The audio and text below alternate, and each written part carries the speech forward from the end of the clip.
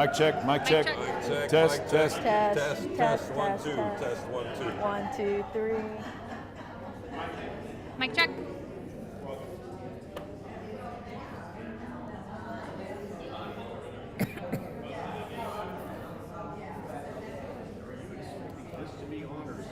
No, this is just for podium. Yeah.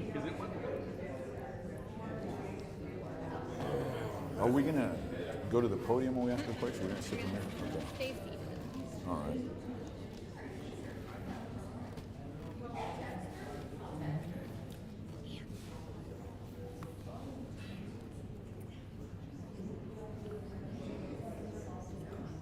Hi, hello, welcome and good evening.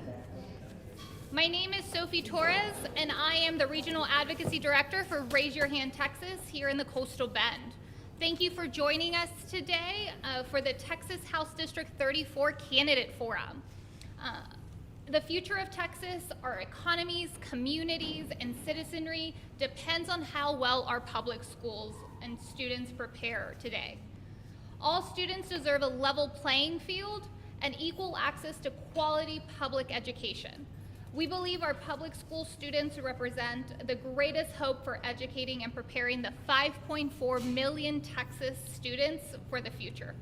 Fun fact, did you know those 5.4 million students in Texas represent 10% of the public school students in the United States? 10% of public school students are being educated in our Texas schools today. Raise Your Hand Texas is a nonprofit, nonpartisan organization that was founded 18 years ago to advocate on behalf of public education.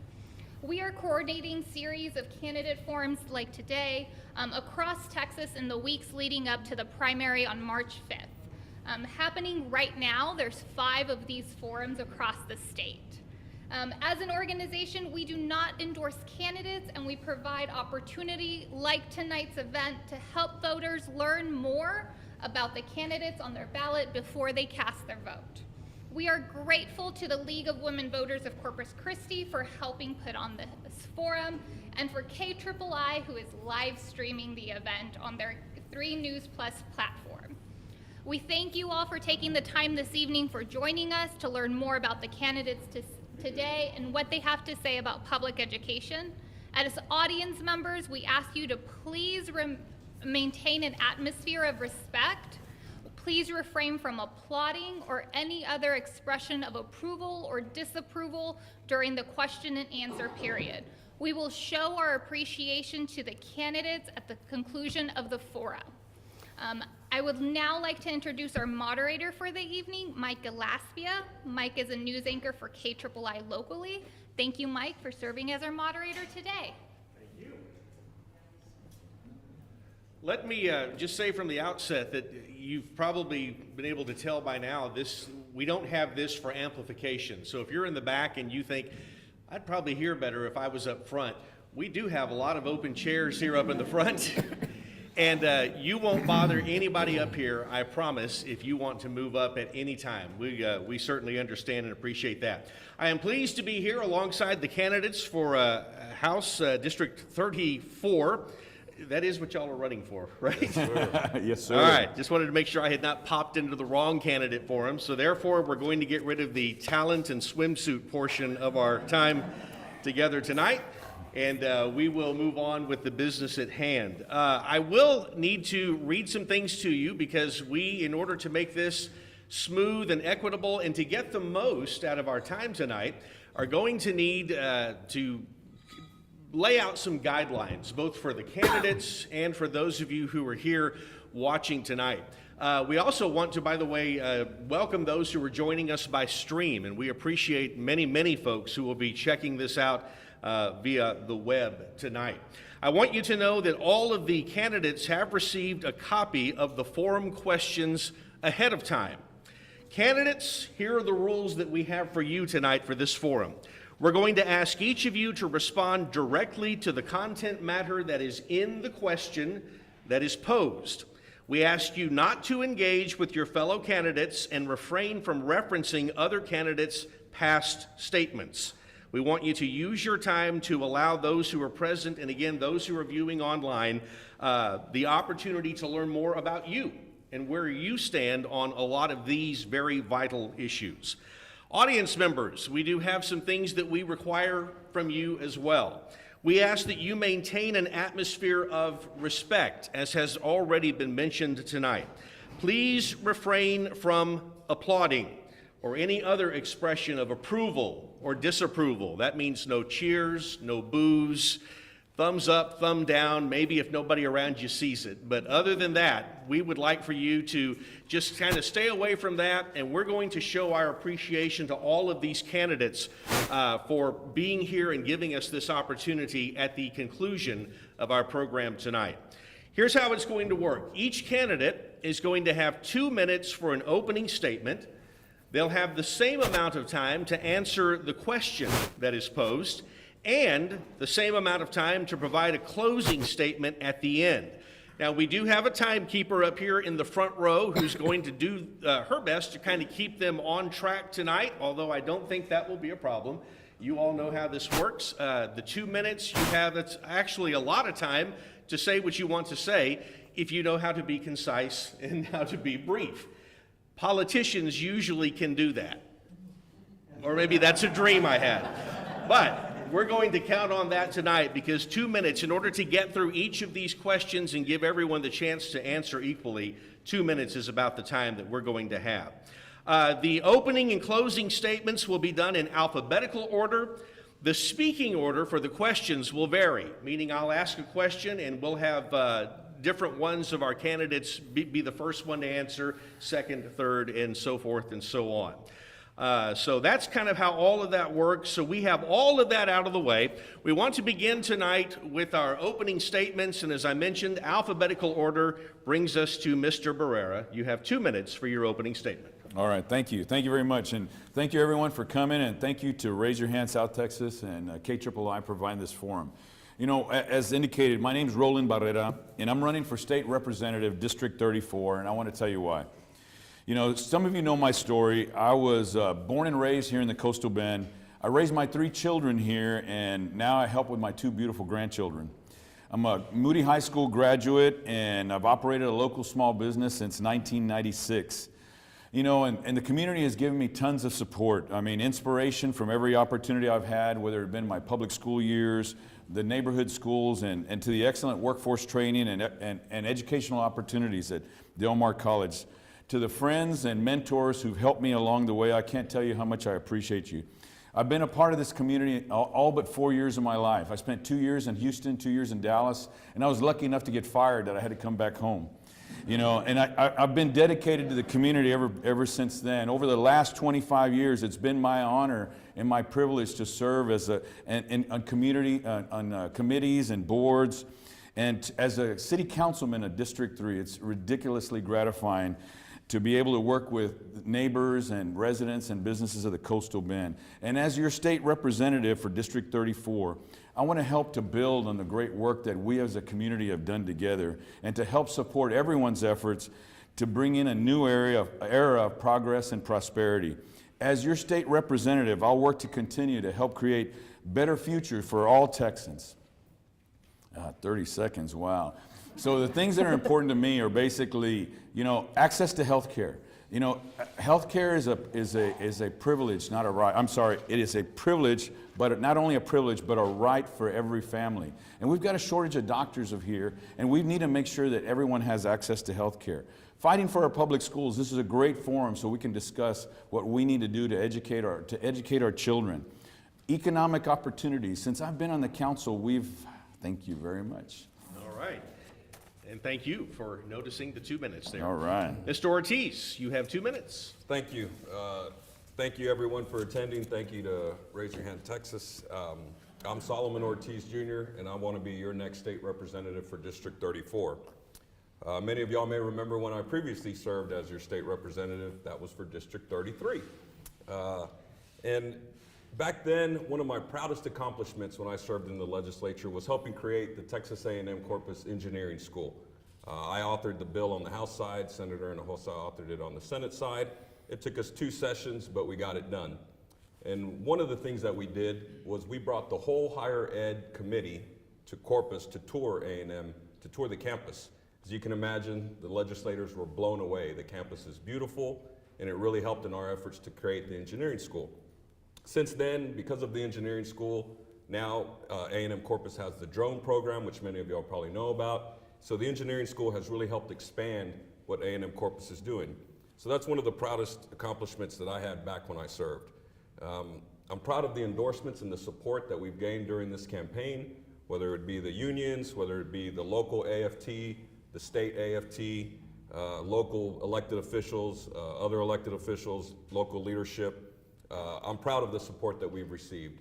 And with your help and your support, I'll be your next state representative for District 34, bringing that experience, and not only that, the seniority that carries over, and I'd be going in as a 4th term member. And that's a big deal because that makes a difference in committee assignments. Committee assignments are, would be those, the committee assignments I would want to be on would be the ones that directly impact here in the Coastal Bend. So thank you so much, and look forward to answering your questions tonight. All right. Thank you, Mr. Ortiz. Ms. Villalobos. I'm Denise Villalobos, and I am the Republican nominee for House District 34. I was born and raised right here in the district. I attended Toloso Midway from pre-K 4 all the way through graduation. I grew up in a family that was extremely economically disadvantaged. We hovered right around that poverty line. I had an extremely hard-working mother, but yet my father struggled with substance abuse with meth and opioids for his entire life. As you can imagine, that posed not the best input to a child going into public ed. I was constantly 1 to 2 reading levels below all of my classmates. Yet, by the determination of my teachers and by the grace of God, I somehow graduated top 10 of my class. I went on to Texas A&M University, Kingsville, where I got my chemical engineering degree in 3 years because of the dual credit classes offered at my high school. From there, I went to live in Salt Lake City, Utah, San Francisco, California, Houston, Texas, doing engineering across Chevron corporations. Me and my husband decided to come back home because we wanted to raise a family here in this amazing district. Currently, we have a foster son that we're hoping to adopt by the end of the year. I 100% support public education, and I hope you see through my answers today that it's not where you start, it's what you do with life, and I hope to make a difference, and I will represent you well in Austin. Thank you so much. All right, thank you very much for each of you for your opening statements. Now, the way I'm going to ask these questions is I will give a little background about what spurred this particular question, and that is really for my benefit and for yours, so that we have a context to know why we'll hear some of the answers that we hear tonight. And that is the case here with these first 2 questions. So if you'll bear with me as I read through some of this, I think it will be helpful, and then we'll get the answers from our candidates. The 88th regular legislative session and the additional 4 special sessions elevated numerous education policy issues at our Texas Capitol. We're talking about things like teacher pay, inflationary pressures, the $1.9 billion special education funding shortfall, rethinking our assessment and accountability systems, and of course, the school choice or voucher debate. Unfortunately, all of these major policy issues ended up stalling and are on hold until either a 5th special session is called sometime this year or the next regular session, which happens in January of 2025. Texas entered the 2023 legislative sessions with historic budget surpluses. Over $33 billion was available coming into the regular session. And after funding $18+ billion for property tax relief, the state still has $18 billion remaining. That's after updated budget estimates. In addition, the legislature set aside $4 billion in the state budget for school funding and $500 million for vouchers that will remain untouched until legislation is passed by both chambers. So, having said that, here are the first questions we'll ask of you. What do you think were the biggest public education accomplishments of the 88th regular session and special sessions, And what issues do you believe still need major attention? And we're going to begin with Ms. Villalobos. Unfortunately, there wasn't much to cheer about when it came to public education in this legislative session. Unfunded mandates, school choice gridlock, and little to no increase in public school funding. I will talk about 3 areas, though, that I did think were to cheer about. Proposition 9, TRS, COLA adjustments for our retired teachers. We need to protect and take care of our teachers, not just when they're in the classroom, but when they leave the classroom as well. That passed by 83% of the vote when it came to the ballot to Texans in November, and that was the first adjustment those teachers had seen in over a decade. There were some that were receiving their retirement in 2004 and had never seen an increase. That's insane. The second thing I would like to touch on is the rural school innovation zones. That's where small schools can work together and with higher institutions of learning to cross-train their students in CTE programs that they're interested in. Maybe one school will do welding and another school will do medical for nursing, and they can cross-train their students. That's a big win, and for Texas to incentivize that is great. We have 2 rural school districts in House District 34. And the last thing is Greg Abbott signing 4 different parent empowerment bills. These are not adding any additional dollars to public education, but it allows the transparency and the freedom to parents to have what they need for their students. One of them is supporting students with special needs. They removed that $30 million cap in order to fund special education, to adding allowing parents to determine if their child needs to repeat a grade level between 4th and 8th grade. Third, requiring vendors to rate books, such as we rate our video games or our movies. And then last but not least, parent portals, so parents can access the curriculum and any educational materials as they so wish, and what's being implemented on their students. Those are the things I like from this past session, but again, the public education funding was a big thumbs down. Thank you. All right, thank you. Mr. Ortiz. Yeah, well, I think the biggest accomplishment was the fact that vouchers were killed, to be quite honest with you. Abel Herrero had been authoring that bill for many, many sessions. And once again, Abel's amendment, with bipartisan support, mind you, is what tanked vouchers, even though there was 4 special sessions that Governor Abbott tried to force vouchers down our throats, quite frankly. So I think that was the biggest accomplishment, Mike. But aside from that, there was a few other notable pieces of legislation. House Bill 567, which is known as the Crown Act, which basically says that you cannot disenfranchise or punish or a student that has hair that is basically part of their culture, part of their race, something that is traditional. We also had SB 68, which would allow students to take 1 excused day for career investigation day, basically, which would allow them to go and follow a professional or a job that they feel that they might be interested in, so they can see hands-on the experience to see if that's something that they would want to do.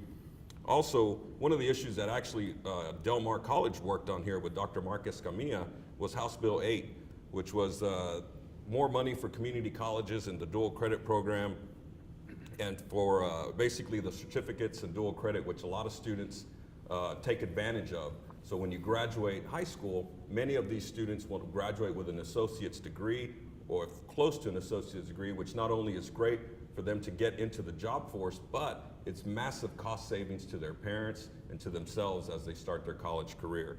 So that was House Bill 8. Actually, Dr. Marcus Camille and I believe Carol Scott were actually on the board that worked with the governor's office to craft that legislation.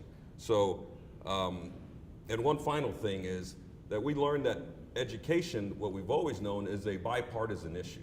There was bipartisan legislators from both sides of the aisle that worked together to make sure that vouchers did not pass. And as your next state representative, I'll be one of those votes to make sure that vouchers don't pass and steal vital funding from our public schools.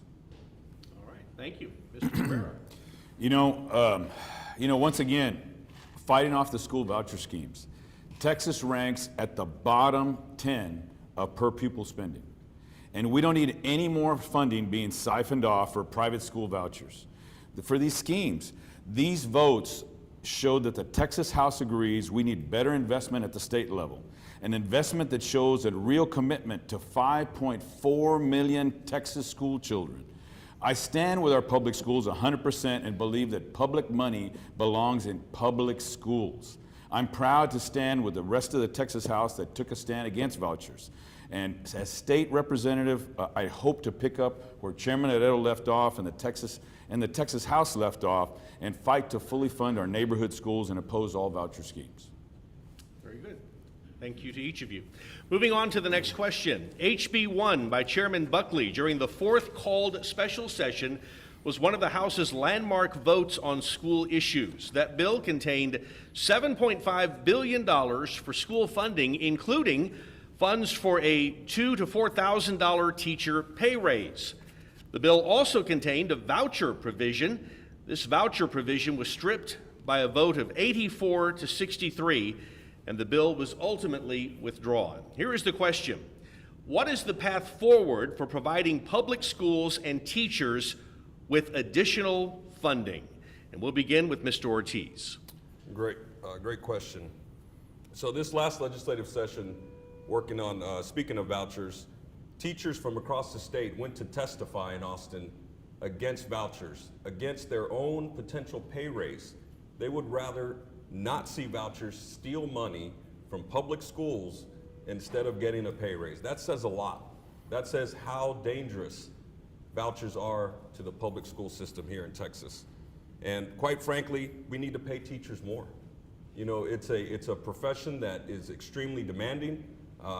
One of my first jobs actually out of college, I taught for about a year. I taught math, and I tell people that was the hardest year of my life.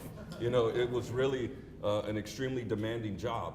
And so teachers need a pay raise, you know, and how do we move forward? Obviously, we have to find compromise. We have to work with both sides of the aisle to make sure that we can fund schools properly, especially these unfunded mandates, which I know are some of the other questions that we'll get into. There's a lot of unfunded mandates that are forced on our public schools, which quite frankly don't have the resources to implement a lot of these programs. We see a lot of our public schools basically passing deficit budgets in order to accommodate some of these unfunded mandates. So, you know, we need to make sure that vouchers stay dead, because one of the options that we've seen is, since the 4 special sessions, Governor Abbott has not been able to break the block of rural Republicans and Democrats to make sure that vouchers don't pass. But what they may try to do in the future is bracket the bill, which basically means that it may only apply in larger cities, say Dallas, Fort Worth, Houston, San Antonio, Austin, maybe even here in South Texas.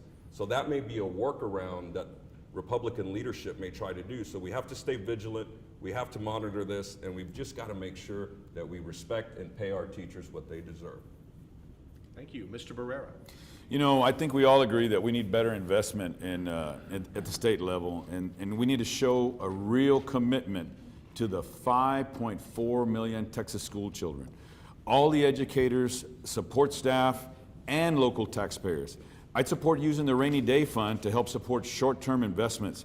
Short-term needs like, obviously, school safety infrastructure, that the unfunded mandates, fighting to prevent teacher layoffs, funding to help supplement pension shortfalls and prevent benefit cuts, and funding to provide one-time cost of living adjustments.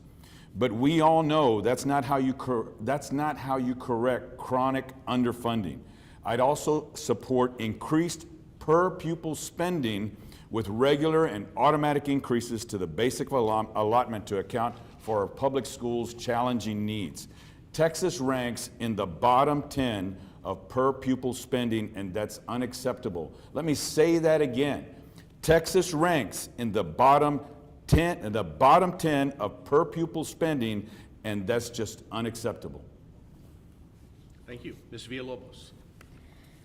In my opinion, every single bill that passes through the floor should stand on its own merit.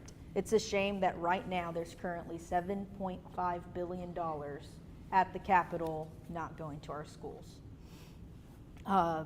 when our schools desperately need it. There's about, out of our 9 school districts in House District 34, over half of them passed a deficit budget this cycle, and that was not their first time.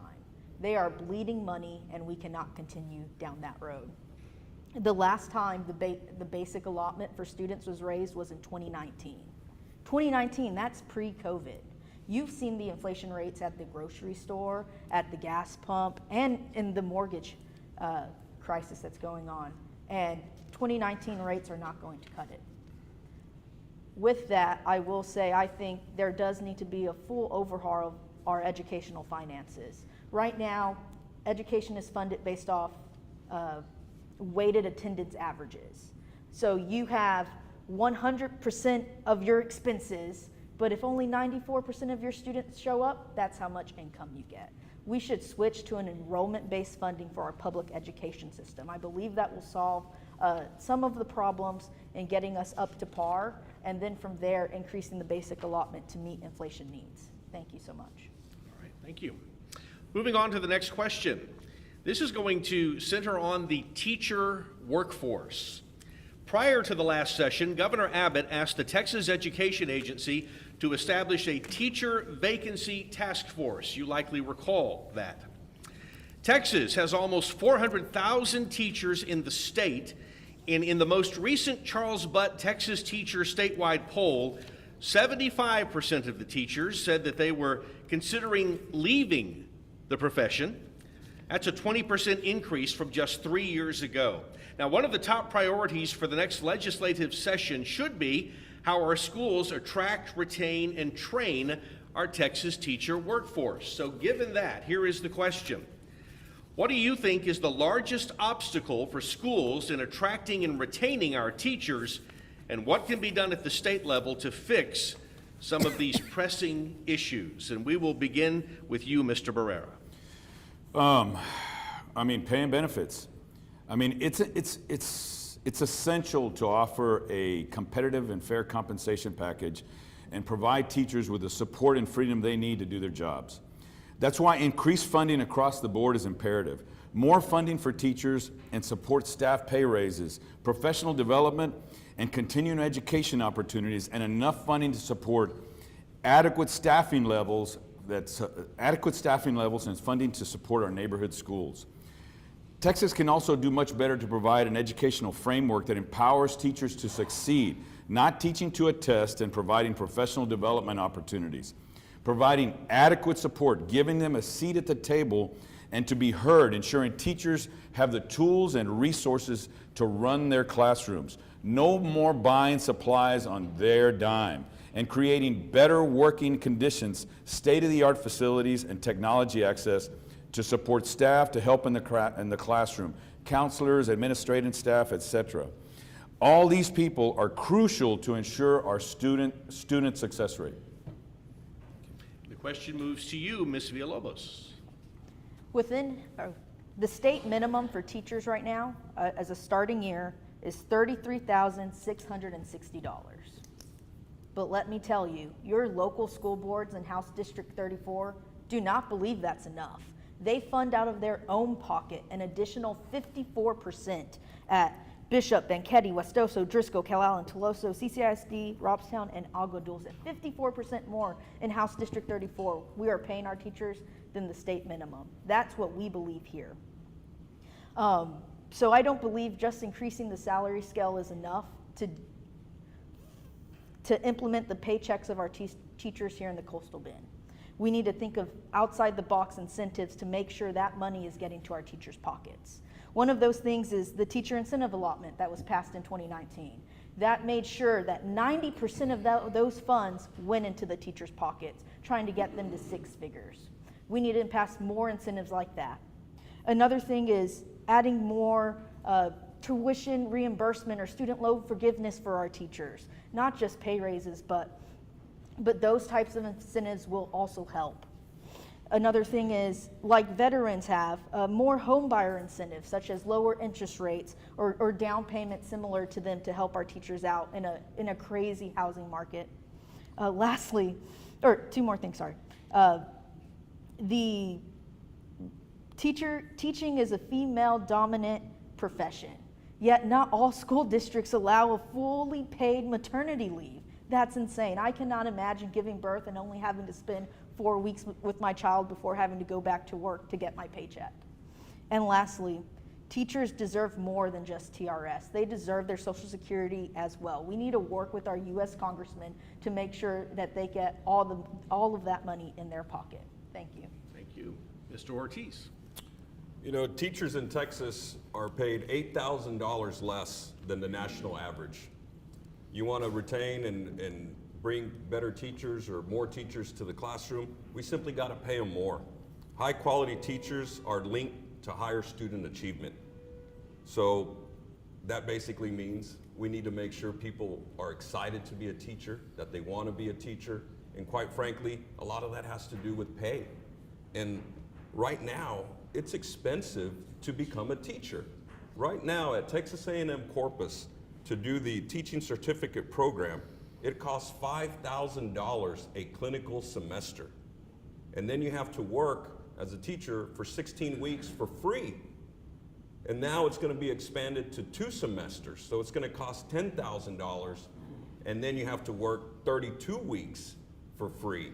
How is that any kind of incentive to get people to go into the teaching field? It's expensive. And so what that's doing, it's keeping people away from joining the teaching profession. So we've got to do things to incentivize folks to want to be teachers. We got to do scholarship programs that say, hey, we're going to help pay for your education as long as you agree to then teach at a public school for X amount of years. So we've got to be creative in what we do to recruit and keep teachers. You know, it's getting expensive. It is expensive, and quite frankly, to keep our students educated and to keep them progressing in the school system, we got to have teachers that are excited to teach, that love their job, and quite frankly, that don't have to work 2 jobs just to make ends meet teaching for the school district. Thank you. I can see by just some of the reaction here that you're getting a lot of good information. Now, whether you like the information that you're hearing or not from each candidate, I guess depends. But I can see the nods and the question marks on above your heads and those kinds of things. So we are very fortunate to have very well thought out answers from each of our candidates tonight who are laying out this plan. So thank you to each of you. I'll also say we're a little ahead of schedule. I have rarely seen the timekeeper up here have to go and tell him to stop, if at all. So thank you again. I was prophetic in saying politicians can be brief and concise. Let's move on now to question number 5 here. Continuing on to a topic of great importance here, talking about safety and security. School safety, one of the biggest priorities of our schools. During the 88th regular session, HB 2, which requires at least 1 armed security officer to be present during regular school hours at each district campus, provided a funding provision that increased the existing allotment from $9.72 per student to $10 per student, and provided an additional $15,000 per campus. Here's the question. Have you talked with your school districts or campus principals about how this new provision is being implemented, and along with that, what else needs to be done to help our schools be safe? And we're going to begin by giving this question to Ms. Villalobos. Unfunded mandate, 28 cents per student and increase and $15,000 per campus is not enough for what the legislature is requiring us to do.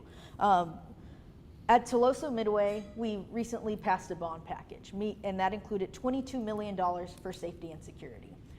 Me and my husband worked together to create a PAC to try to get out in our neighborhoods and get the vote out so that bond could pass. $22 million to safety and security that our local taxpayers in Toloso said yes to.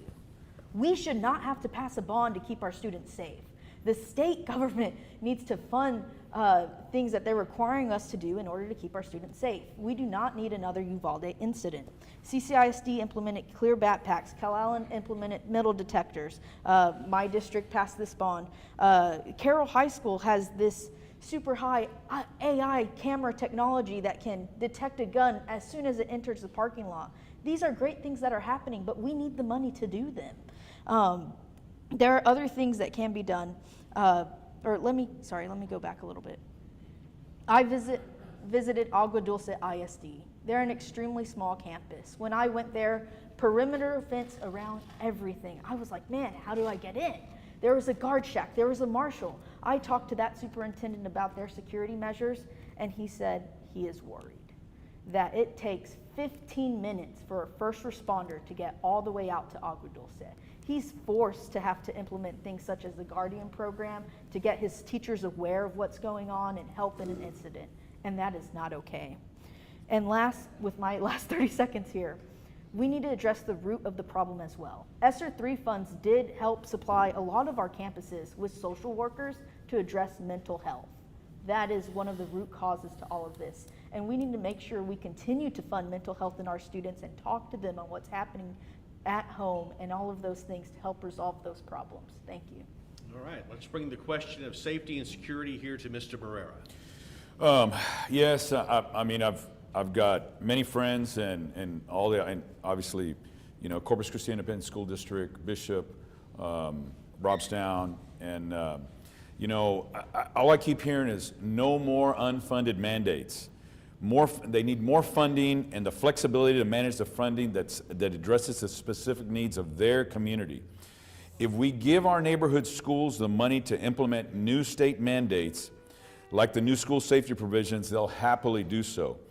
But as it is, many schools have to use their reserve funds to provide teachers with pay raises, and in many cases, keep the minimum staff necessary to keep their doors open.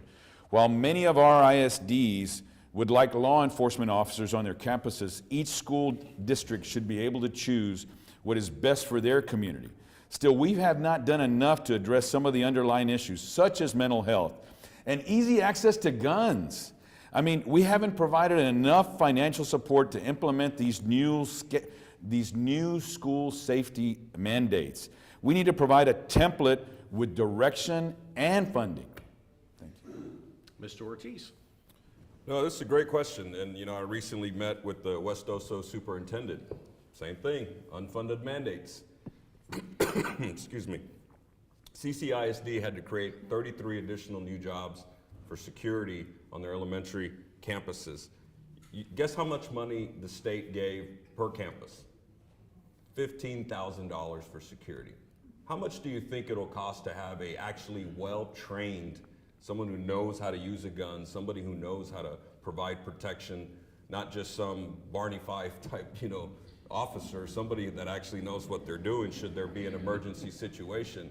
Do you really think that you can pay or find somebody for $15,000? It's insulting. The state keeps forcing these unfunded mandates down. It's so concerning to all our educators, all our administrators. The fact is, we have to do better as a state. You know, there was a lot of great points touched on. You know, mental health is a huge issue. We need to make sure that we have the counselors available to address those needs and to talk to students. And quite frankly, I will be a vote to make sure that we have funding for these unfunded mandates, because quite frankly, it's punishing the schools and it's punishing the students and robbing resources for other programs that they vastly need and should be doing. All right, thank you. Move on to the next question now. This one, a question on assessment and accountability. There's been a lot of discussion about the overemphasis on tests in recent years. Our current A through F accountability system is entirely based on STAR tests to rate our schools at the elementary and middle school levels. I believe it is this month that the Travis County District Court will be looking at whether or not to allow TEA to move forward on new college, career, military readiness rules that will drastically impact the overall ratings of campuses and school districts. So here is the question. Should our accountability system be so dependent on the STAR or any standardized test? And along with that, what factors of school quality would you like to see included when rating our public schools? And we're going to begin with Mr. Ortiz. Well, that's a great question. And, you know, no, we shouldn't be basing everything on just the STAR test. Right now, our elementary and middle schools, that's exactly what they're scored on, 100% the STAR test. That doesn't include any other factors such as dual language programs, health and safety, job training programs they may have, or parental engagement, or fine arts. You know, that is not a way to rank a school just based on one test. As a matter of fact, Kingsville ISD has a lawsuit that 100 other school districts have joined. I believe CCISD has joined that lawsuit as well. We need to make sure that we expand how we rank our schools. You know, recent poll through the Charles Butt Education Foundation said that 83% of Texans believe that TEA should not have an A through F school scoring system. You know, Texans and students deserve an accountability program that's transparent and that takes in all the factors as to how a school is performing. So high school, 40% of it is the STAR. 40% of it is college, career, and military readiness, and 20% is the graduation rate. So there's two systems, one for high school and one for elementary and middle schools. We can do better and we must do better. Ms. Villalobos. I don't believe in teaching to the test. When I was in 3rd grade, I was a slow reader. I think I said that before, but I guessed on the last 2 stories just because I was afraid to miss the bus. And what happened recently in Travis County, let me explain it to you in very simple terms. You're a part of a class, you're given a syllabus, this is what you're going to be graded on. This is how everything's going to be rated. You work really hard during class on all those things that are going to be ranked very heavily. And then towards the end of the semester, you're like, man, I'm going to get an A, like I did so well. And then the teacher says, actually, I'm changing the syllabus. I'm rearranging all those weights. It's not what it was at the beginning of the class. And that's why schools are upset. And they have the right to be. You cannot change the goalposts for something at the very end, and something that affects your grade level online, something that affects your funding, that's not okay. I do strongly support having more CCMR weighted stuff, but it should not have been implemented the way it was. Right now in House District 34, we're blessed to have tons of industries around us where CTE with technical certificates, that if we partner with them, we can get our kids 6-figure salaries almost straight out of high school if they get that level 4 certificate. Within our 9 school districts, we have A and B accountability ratings right now. And with what was implemented with the STAR test changes, almost all of those would have dropped by a full letter grade. And that's not okay. That's not representative of what we're doing here in House District 34. Lastly, I think I have more time, so I'm going to skip back to another question that I want to talk more on. Within our House District 34 has 9 different districts. It serves over 50,000 students across 90 campuses.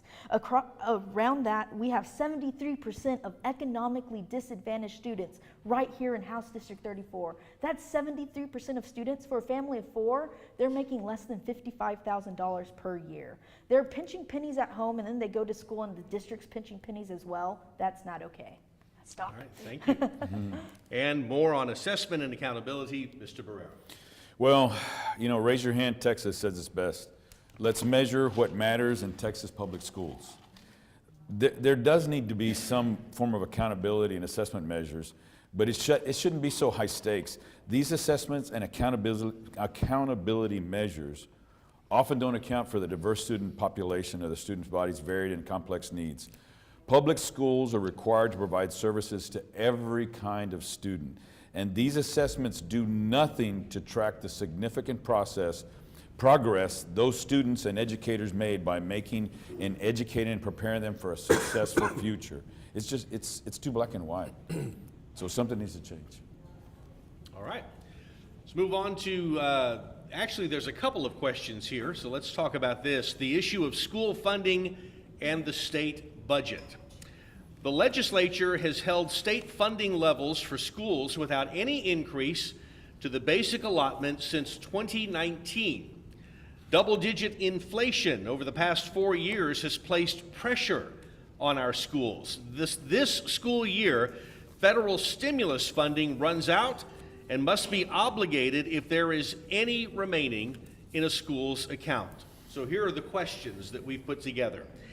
Have you talked to your school districts about what they are doing with their federal stimulus funds? And if so, What have you found out about how they're addressing learning loss? And what are your schools going to do once the stimulus funds run out? So a lot to think through there, and we're going to begin with Mr. Barrera. Well, addressing the learning loss, some things that have happened are tutoring and academic support, hiring additional staff or utilizing existing personnel to provide one-on-one or small group tutoring to students who need extra support in specific subjects. Extended learning programs, offering extended school days, weeks, or summer programs to provide additional instructional time for students to catch up on missed learning. Professional development for educators, providing training and professional development opportunities for teachers to enhance their skills in addressing learning gaps and adapting to new instructional methods. A lot of the funds that were before were basically for, that addresses COVID and basically for keeping a sanitary and safe place for their schools, because a lot of them just didn't close. And so the situation now is that we've recognized is that we're gonna have to provide them the resources to address that learning loss, because it still hasn't been enough and we still haven't caught up. Ms. Villalobos. American Rescue Plan Act of 2021, ESSER 3, that's what I'm going to refer to it as. It provided $127 million to House District 34 school districts. And with that, there was some provisions. It said you can use it on any of these things, but make sure a certain percentage goes towards learning loss. This is the greatest survey that I think has ever happened. They gave a big bucket of money to the school districts and said, help fix your schools. And every single one of our school districts went about it a little bit of a different way. But all of our school districts averaged about a third putting it straight back into their teachers' pockets with stipends, and that speaks volumes. That's what HD 34 wants. With different things the school districts did, they added some. A lot of them added interventionists, liaisons, additional tutorials.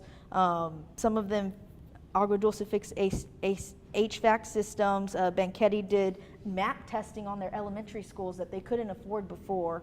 And most of them hired social workers. Again, like I said before, with safety and security questions, making sure we have the funding to secure those social workers past just this ESSER 3 funding is extremely important. And the interventionists to catch up those early grades, kinder, first and second grade, that were there during COVID to make sure they close the gap is also extremely important. A lot of the school districts are trying to reorganize and try to maintain those crucial positions at their campuses, but they need the state's help. Thank you. All right, Mr. Ortiz. Yeah, there was a huge learning loss during COVID, and thankfully there was federal stimulus money to help bridge that gap, to pay teachers more, to work on some of these unfunded mandates, to make repairs and other issues that need to be addressed at the school system. But that was federal money, the same federal money that Governor Abbott and others bash Biden on, but yet happy to take it. And the reality is that money is running out. And so what's going to happen? Schools are now running deficits, budget deficits, because the money's simply not there. We talked earlier about how there's all this, $500 million, $700 million set aside for vouchers. That's just more money, folks, that is leaving the public school systems that are already hurting. That's just more money that is, if vouchers pass, that's just, it's going to put them in an even worse situation. So what you asked the question, like, what are they going to do? Well, they better hope and pray that we get new leadership in the state of Texas, because the way the situation is now, it's not going to work, quite frankly. The money is just running out, and at the end of the day, schools need those resources to make the wheels turn on the bus and to make sure that they have the resources that they need. It was just a Band-Aid. Now the Band-Aid has been ripped off, and we have to get realistic about funding our public schools to make sure that the resources are there. And it's time to stop the excuses, and it's time to stop trying to force this whole voucher scam, which is only going to hurt our public schools even more. All right, thank you, candidates. I'm going to stay here, if I may, on the funding and state budget topic. The state, as we've talked about here, currently has a budget surplus of at least $18 billion, with an additional $23.7 billion, I believe it is, in the rainy day fund. So here's the question. What are your funding priorities for public education for this next session or during any called special sessions? And we'll begin with you, Ms. Villalobos. Like I said before, half of the school districts within House District 34 pass deficit budgets. CCISD, over 25 million. Calallen, Toloso Midway, over 2 million. Driscoll, $500,000. Westoso, 40,000. This is not okay. They're taking out of their general fund savings account in order to pay and do daily operations. And this is not the first year this has happened. Some school districts have done it for 2 years, for 3 years. We cannot keep draining our districts dry. Like I said before, I would like to move to an enrollment-based funding system for public education, not attendance-based. Also, I think a lot of it needs to be overhauled where it's not just single source from, or a large portion of it sourced from the local taxpayer. That just causes burden where more and more stress is put onto them. And lastly, increasing the basic allotment hasn't been touched since 2019. Inflation keeps on rising. School districts stay steady. The districts, the school boards, the taxpayer, they're left holding the bag, and the state government needs to come in and help us out. Thank you. All right, we'll move on to Mr. Ortiz. You know, with all that money sitting there, I would raise teachers' pay, raise teacher pay, more resources for classrooms, increase the basic allotment, fund the unfunded mandates, expand pre-K, but it has to be funded. Now, many of y'all may have read that in Arizona, they passed a voucher program similar as to what the state here in Texas wants to do. The estimates that they had were completely wrong. It cost them billions of dollars to fund the voucher program, which, mind you, goes to private schools. Private schools, folks. The state of Texas wants to give you or something like $10,000 to follow the student to those private schools. How much do you think it costs to go to private school? Do you think it costs $10,000? No, $20,000, $30,000. So who do you think that benefits? The individuals who can already afford to send their kids to these private schools. It doesn't help your average, student who's trying to get by at the local school district. So we have to be realistic. And I know I sound like a broken record going back to vouchers, but the reality is that's gonna cripple our public school system. We saw what happened in Arizona. If you're not familiar with it, Google it, read it. It's there in black and white. It's a ton of money that is no longer going to the public school system, that's going into the pocket of private schools, these various religious organizations that run these. What's gonna happen when some entity creates some religious school of a religion that maybe some people don't like, and then they get all that voucher money? We have to be realistic of these consequences or unintended consequences that are gonna happen. And so we have to stay focused and keep an eye on the ball to make sure that our public schools have what they need. Thank you. Mr. Barrera. Well, as I'd indicated before, we need to provide we need to increase funding so that way we can increase our per pupil spending. Once again, we're in the bottom 10. We're in the bottom 10. And we need to look at this from perspective that we need to find those funding. We need to provide a COLA for teachers. We need to provide a COLA for retired teachers so that way they can have peace of mind. We need to fund these safety measures of these unfunded mandates. And we need to look at a different perspective so how we fund teachers. Typically in any other business or sector or what have you, an individual gets a raise by accepting more responsibility, taking a promotion, working from some other program in which they could continue to get raises. A lot of young people these days change jobs so that way they can get higher pay. And so if somebody wants to teach and be a teacher for the next 20, 30, 40 years to be able to retire, we've got to figure out a way to compensate them adequately. Because right now what happens to young teachers, typically they go work for vendors. They go work for vendors and they go work in the private sector because they have their ability to move from that standpoint of that beginning salary of $40,000 to $50,000 a year to be able to jump to another 60. And then we're not replenishing that supply. So we need to really take a good hard look at that. We're funding teachers and we're rewarding them for being able to provide good student outcomes. Thank you. All right. I want to just let the candidates know this will be the final question before we will then move to closing statements in just a moment. And this final question in this realm is one I know that will interest a lot of folks in this room and certainly some folks who are watching online. This has to do with pre-K education.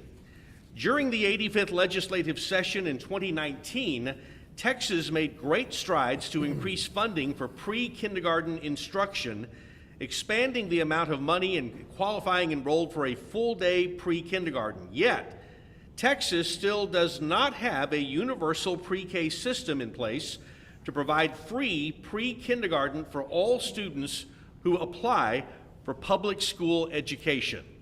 That being a given, here is the question.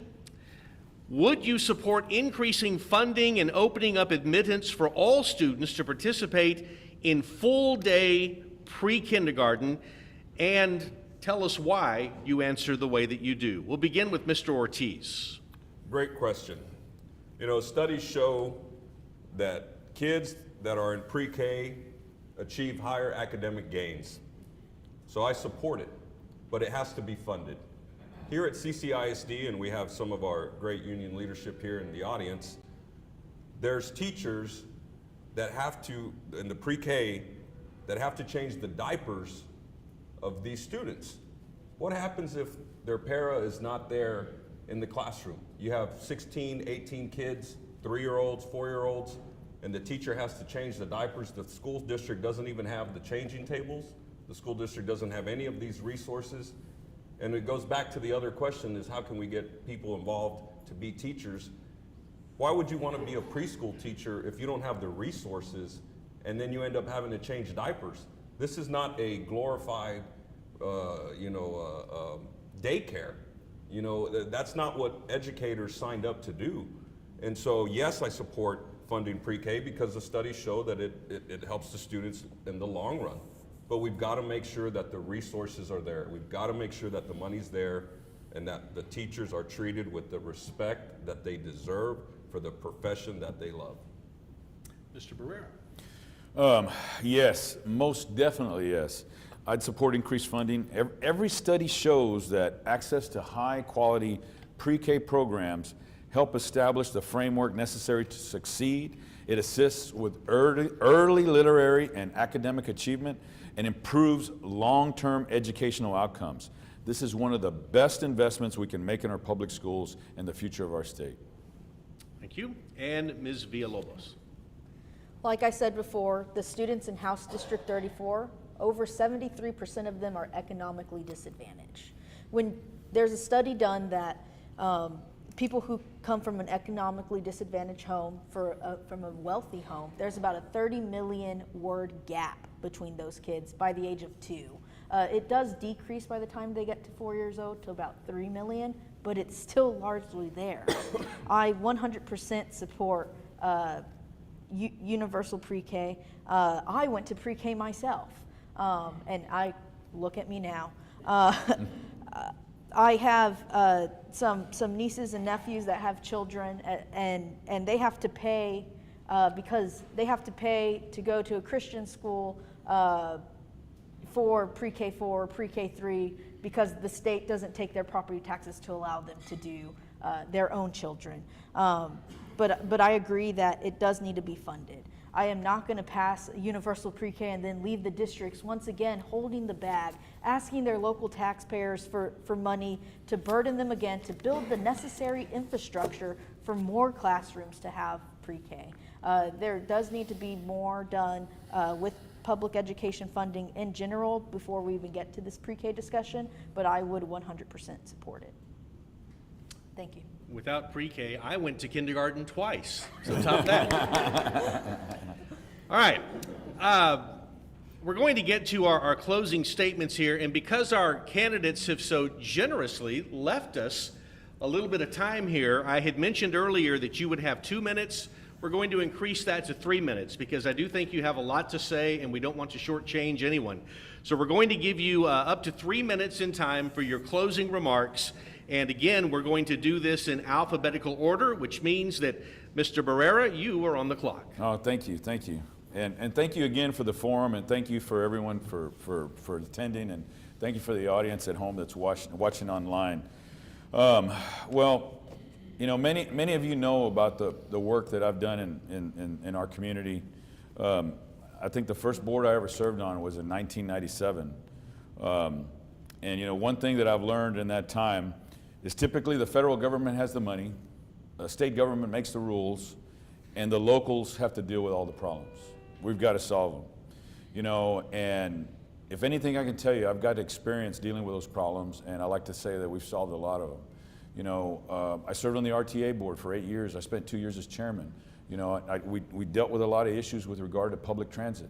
We dealt with a lot of issues for serving the public that were transportation dependent.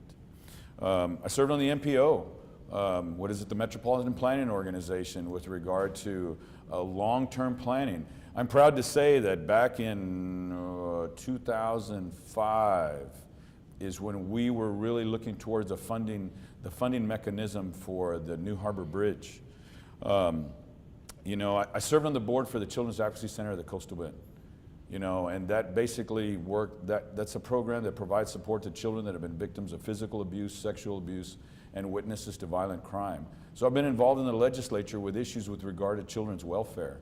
In fact, it was Chairman Herrero that helped me and with back then Lieutenant Governor David Dewhurst so we could expand the funding outside Nueces County, because we were also seeing children from Beebe County, from Clayburgh County, from San Patricio County, from Aransas County.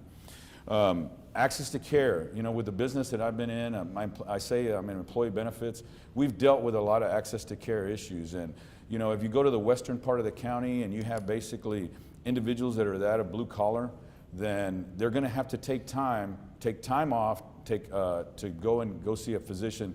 If either here, then they're going to have to go to San Antonio. Now, I testified back in 2009, and I worked with a group. It was House Bill 2015, so that way we could reduce insurance premiums. What we did is we required insurance companies to become more transparent. I worked with I became chairman of the Texas Hispanic Chambers, working with Hispanic chambers here. We worked on issues with fair procurement, access to capital, dealing with a lot of small business issues. Wow, it's been 3 minutes, you know. And on the council, I've worked with items such as water, infrastructure, economic development, public safety, and quality of life. I want to help you solve those problems, and I ask you to vote. I ask for your vote for Roland Barrera for House District 34 State Representative. Thank you. Thank you. Mr. Ortiz. Thank you, Mike, and thank you, Sophie, and Raise Your Hand Texas for organizing this forum. You heard a little bit about my positions on public education. As I mentioned, I did a short stint as a teacher, and I have extreme high regard and respect for the teaching profession because I saw it firsthand.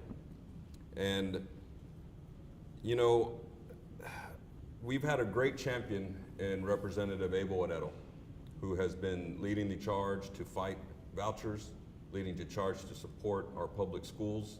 And I pledge to you that I will be that same champion that Abel's been, to fight for you, to fight for our educators, to fight for our public schools, to make sure that they have the adequate resources to educate the future generations, the future Texans that are going through the school system. You know, I'm proud of the support that I have. I'm proud of AFT, state and local, endorsing my campaign, because they know that I will stick to my word and support and listen to them.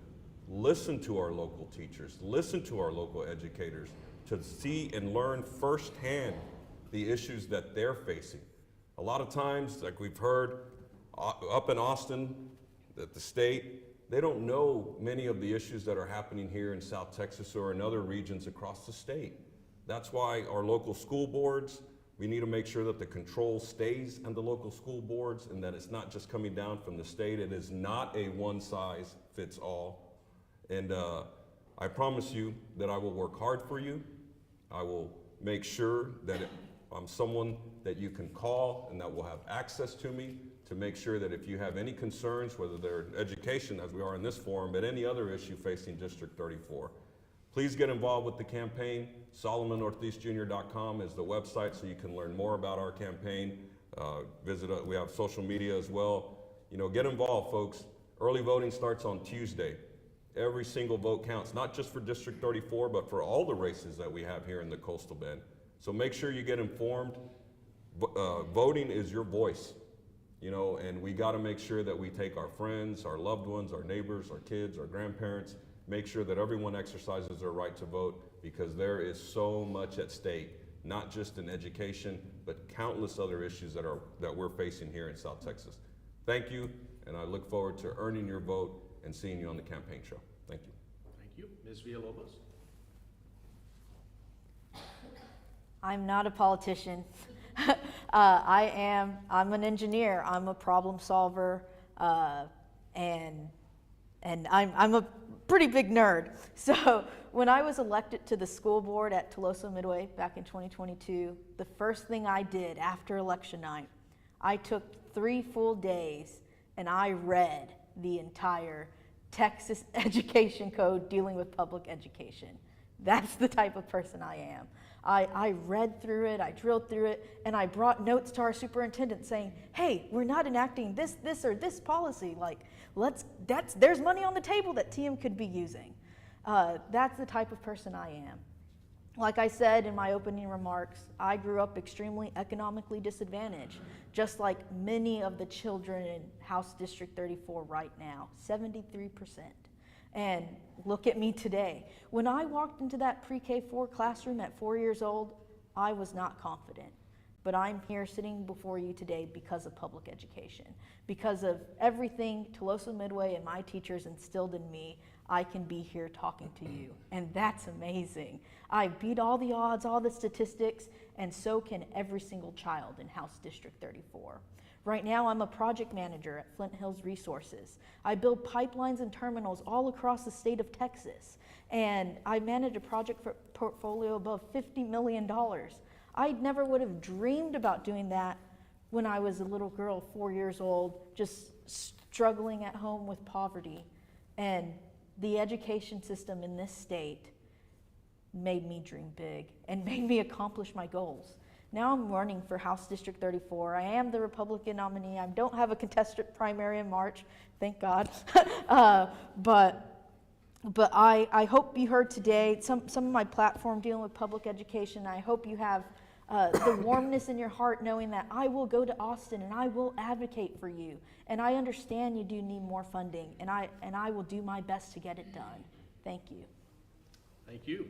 As others will certainly do here in the next few moments, I want to thank each of the candidates for sharing themselves and for sharing their views and their beliefs with each of us.